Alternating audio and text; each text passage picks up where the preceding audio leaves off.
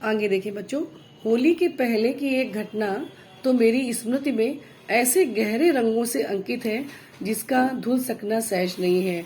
तो ये घटना याद करती हुई लेखिका बताती हैं कि होली के पहले एक ऐसी घटना घटी थी कि कभी भी मैं जीवन में वो घटना भूल नहीं पाऊंगी। उन दिनों हिंदू मुस्लिम वैमनस्य यानी लड़ाइयाँ, हिंदू और मुस्लिम की लड़ाइयाँ बढ़ रही थी। गीसा 2 सप्ताह से ज्वर में पड़ा था, 2 वीक हो गए थे, उसको फीवर आ रहा था। 2-4 दिन उसकी माँ स्वयं बैठी रही, फिर एक अंधी बुढ़िया को बैठाकर काम पर जाने लगी, क्योंकि बेचारी काम पर नहीं जाएगी तो उसकी दवा के पैसे कैसे लाएगी। तो एक अंधी बुढ़िया को गीसा के पास बैठा दिया और काम पर जाने लगी। इतवार की सांझ को मैं बच्चों को विदा दे गीसा को देखने चली, परंतु पीपल से 50 पग दूर पहुंचते पहुंचते उसी को डगमगाते पैरों से गिरते पड़ते अपनी ओर आते देख मेरा मन बहुत उद्विग्न उठा। बहुत मन इनका दुखी हो गया उनको देखकर कि बेचारा कैसे वो गिरते पड़ते आकुल हो गया, विचलित हो गया मन। वह प्यास से जाग गया था। इतने में मुल्लू के काका ने नदी पार से लौटकर दरवाजे से ही अंधी बुढ़िया को बताया कि शहर में दंगा हो रहा है। तब घीसा को गुरु साहब का ध्यान आया। मुल्लू के काका के हटते ही वह ऐसे हौले हौले उठा कि बुढ़िया को पता ही नहीं चला। मतलब ये क्यों दौड़ा आ रहा था? ये दौड़ रहा था कि जब तक जो गुरु साहब थे उनको देखने जाती तो उन्हें उसको पता चल गया था मुल्लू काका के द्वारा कि शहर में दंगा हुआ है। तो वो बहुत डर गया था, बेचारा इतना बीमार था 2 हफ्तों से, फिर भी वो उनको बताने मिलने के लिए आ रहा था। हौले हौले ऐसे उठा कि बुढ़िया को पता नहीं चला, अंधी थी बुढ़िया।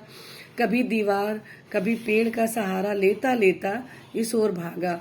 वह सोच कर आया था कि अब वह गुरु साहब को किसी तरह भी जाने नहीं देगा। वो इसलिए आया था उनसे मिलने के लिए कि दंगा हो रहा है, इसलिए गुरु साहब को वो कहीं जाने नहीं देगा। जब मुझे उन लोगों को छोड़कर जाना था तब मेरा मन बहुत ही अस्थिर हो उठा।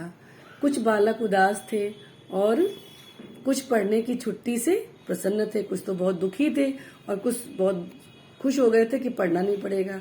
कुछ जानना चाहते थे कि छुट्टियों के दिन चूने की टिपकियां रखकर गिने जाएं या कोयलों की लकीरें या कोयले से लकीरें खींचकर। कुछ बच्चे आपस में बात कर रहे थे कि अब तो गुरु साहब चली जाएंगी तो छुट्टियां हो जाएंगी, तो चूने की टिपकियां से हम लोग गिने या कोयले से लकीरें खींचकर गिनना शुरू करें। कैसे सीखें? कुछ के सामने बरसात में चूते हुए घर में 8 पृष्ठ की पुस्तक बचा रखने का प्रश्न था। यानी 8 पन्नों की बुक थी, लेकिन घर जैसे होते नहीं थे, छप्पर होते थे, लकड़ी के होते थे, वो सब चू जाते थे, सब पानी से सब खराब हो जाता था। और कुछ कागजों पर चूहों के आक्रमण की भी समस्या का समाधान चाहते थे। तभी मैंने बहुत दूर एक छोटा सा काला धब्बा आगे बढ़ते देखा। तभी ये सब बच्चे आपस में बात कर ही रहे थे कि गुरु साहब चली जाएंगी, छुट्टियां हैं, तो हम लोग कैसे पढ़ेंगे, घर में तो पानी भर जाता है, बुक हमारी खराब हो जाएगी। कुछ बोले थे चूहे कुतर डालेंगे। तभी गुरु साहब ने देखा कि एक काला धब्बा सा चला आ रहा है। वह कुछ और नहीं बल्कि नंग बदन घीसा एक बड़ा सा तरबूज दोनों हाथों में संभाले आ रहा था। एक तरबूज लेकर घीसा आ रहा था जिसमें बीच के कुछ कटे भाग में से भीतर की ईषत लक्ष्य ललाई चारों ओर के गहरे हरेपन में कुछ बंद गुलाबी फूल सी जान पड़ती थी।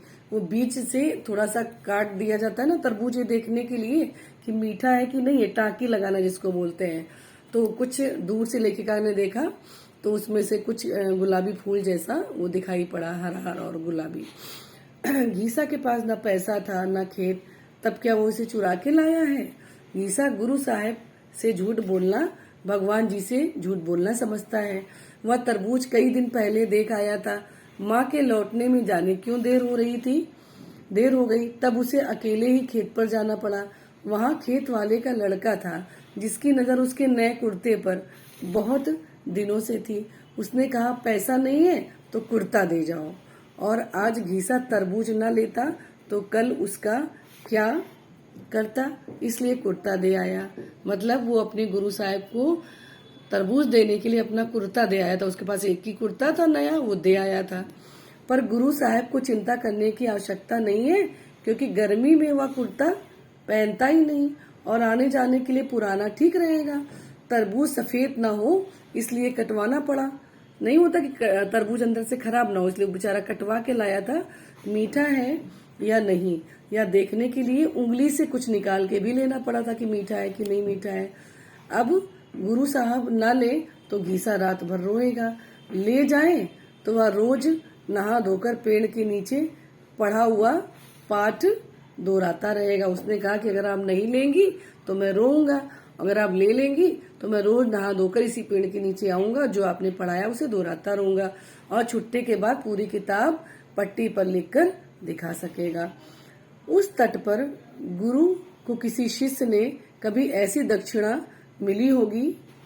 कवित्री कहती हैं कि उस तट पर किसी गुरु को किसी शिष्य से कभी ऐसी दक्षिणा मिली होगी, ऐसा मुझे विश्वास नहीं आता कि इस तरह की दक्षिणा दी गई होगी। परंतु उस दक्षिणा के सामने संसार में अब तक के सारे आदान प्रदान फीके जान पड़े। कवित्री कहती है या लेखिका कहती है कि जो उसने मुझे गुरु दक्षिणा में तरबूज दिया था उससे ज्यादा अच्छा जीवन में मुझे और कुछ नहीं लगा, सब आदान प्रदान फीके रहे। जब फिर उस ओर जाने का मुझे अवकाश मिल सका तब पता चला कि घीसा को उसके भगवान जी ने सदा के लिए पढ़ने से अवकाश दे दिया था। आज वह कहानी दोहराने की मुझमें शक्ति नहीं है। देखिए बच्चों, लास्ट पंक्तियां। जब फिर उस ओर जाने का मुझे अवकाश मिल सका तब पता चला कि उसको उसके भगवान जी ने सदा के लिए पढ़ने से अवकाश दे दिया था, यानी घीसा की मृत्यु हो चुकी थी। आज वह कहानी दोहराने की शक्ति नहीं है।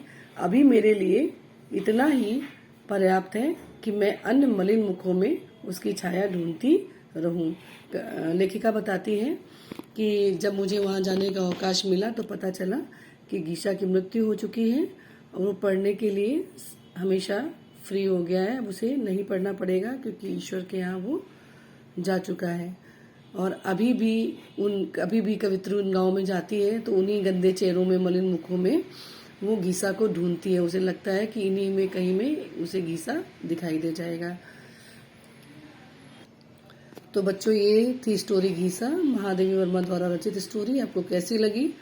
लास्ट में शायद कुछ लाइन रिपीट हो गई हूँ और यहाँ पर शायद एक डॉग भी था पीछे तो उसकी आवाज भी आ गई होगी। कोई बात नहीं, क्योंकि डॉग है बगल में तो उसकी आवाजें आ रही होंगी, लेकिन आप लोग डॉग पे फोकस नहीं करके कहानी पर फोकस करें बच्चों, ठीक है? कोई दिक्कत नहीं है। तो ये कहानी कंप्लीट हो गई है। अब आप लोग इसको ध्यान से देख लीजिएगा वीडियो को और इसके बाद नेक्स्ट टर्न पे इस चैप्टर से संबंधित जो भी क्वेश्चन आंसर है, एक्सरसाइजेज है, उनको कंप्लीट करेंगे।